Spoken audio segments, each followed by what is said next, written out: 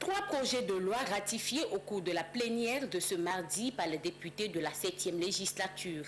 Il s'agit de la loi portant autorisation de ratification ou d'adhésion de 8 traités, conventions et protocoles de l'Organisation de l'Aviation Civile Internationale OACI. Le projet de loi ainsi ratifié, selon le rapport présenté par la Commission des Relations extérieures, de la coopération au développement, de la défense et de la sécurité, devra permettre au Bénin de s'inscrire sur la liste des pays membres de l'OACI qui bénéficieront de la mutualisation des moyens financiers et matériels de l'OACI et de renforcer son arsenal juridique en matière de transport aérien. Convention relative à la reconnaissance internationale des droits sur aéronefs signée à Genève le 19 juillet 1948 et Convention relative aux garanties internationales portant sur des matériels d'équipement mobile et son protocole portant sur les questions spécifiques au matériel d'équipement aéronautique.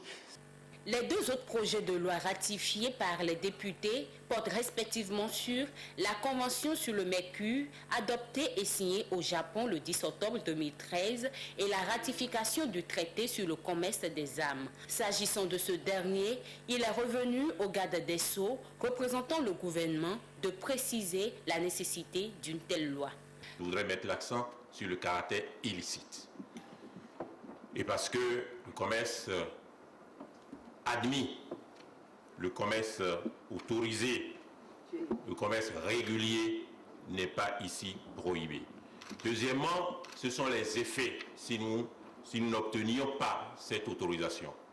Les effets consisteraient à nous considérer comme étant un paradis de ce commerce illicite. Il faudrait que la représentation nationale évite que le Bénin devienne un paradis de ce commerce illicite. Deuxième effet, c'est que, évidemment, sous le commerce illicite se cachent d'autres préoccupations, notamment la corruption, notamment le blanchiment, tout ce qui travestit à la fois notre économie et également, d'un point de vue général, notre société. Et c'est une arme également donc de prévention de ce qui touche notre économie. Les différents projets de loi ont été votés à l'unanimité des députés présents ou représentés, sauf une abstention.